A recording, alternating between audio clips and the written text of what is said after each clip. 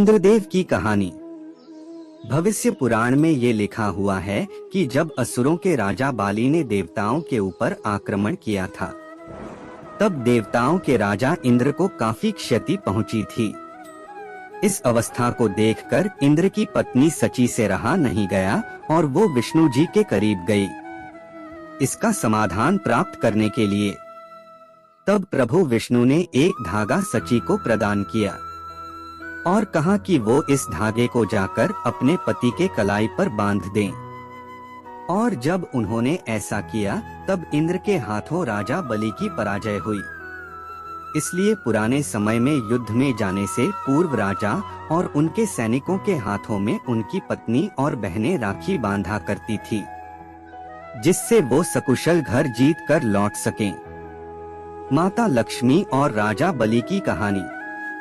असुर सम्राट बलि एक बहुत ही बड़ा भक्त था। भगवान विष्णु का बलि की इतनी ज्यादा भक्ति से प्रसन्न होकर विष्णु जी ने बलि के राज्य की रक्षा स्वयं करनी शुरू कर दी। ऐसे में माता लक्ष्मी इस चीज से परेशान होने लगी, क्योंकि विष्णु जी अब और वैकुंठ पर नहीं रहते थे। अब लक्ष्मी जी ने एक ब्राह्मण औरत का रूप लेकर बलि के महल में रहने लगी। वही बाद में उन्होंने बलि के हाथों में राखी भी बांध दी और बदले में उनसे कुछ देने को कहा। अब बलि को ये नहीं पता था कि वो औरत और कोई नहीं माता लक्ष्मी है, इसलिए उन्होंने उसे कुछ भी मांगने का अवसर दिया। इस पर माता ने बलि से विष्णु जी को उनके साथ वापस वैकुंठ लौट जाने का आग्रह किया। इस पर चूंकि बलि से पहले ही देने का वादा कर दिया था, इसलिए उन्हें भगवान विष्णु को वापस लौटना पड़ा। इसलिए राखी को बहुत से जगहों में बलेभा भी कहा जाता है। कृष्ण और द्रौपदी की कहानी। लोगों की रक्षा करने के लिए कृष्ण भगवान को दुष्ट राजा शिशुपाल को मारना पड़ा।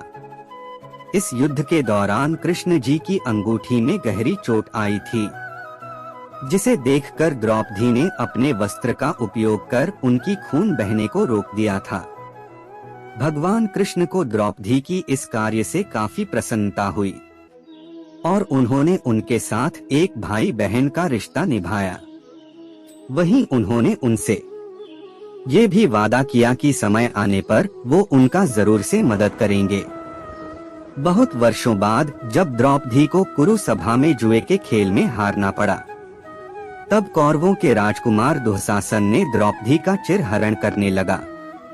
इस पर कृष्ण ने द्रौपदी की रक्षा करी थी और उनकी लाज बचाई थी। महाभारत में राखी।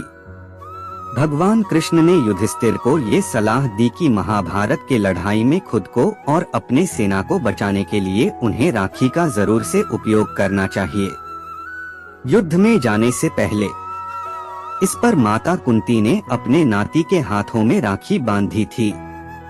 वही द्रौपदी ने कृष्ण के हाथों पर राखी बांधा था। संतोषी माँ की कहानी। भगवान गणेश के दोनों पुत्र शुभ और लाभ इस बात को लेकर परेशान थे कि उनकी कोई बहन नहीं है। इसलिए उन्होंने अपने पिता को एक बहन लाने के लिए जिद की।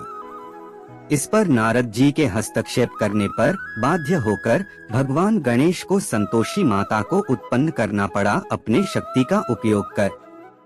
वही ये मौका रक्षा बंधन ही था जब दोनों भाइयों को उनकी बहन प्राप्त हुई। यम और यमुना की कहानी। एक लोक कथा के अनुसार मृत्यु के देवता यम ने करीब 12 वर्षों तक अपने बहन यमुना के पास नहीं गए। इस पर यमुना को काफी दुख पहुंची। बाद में गंगा माता के परामर्श पर यम जी ने अपने बहन के पास जाने का निश्चय किया। अपने भाई के आने से यमुना को काफी खुशी प्राप्त हुई और उन्होंने यम भाई का काफी ख्याल रखा।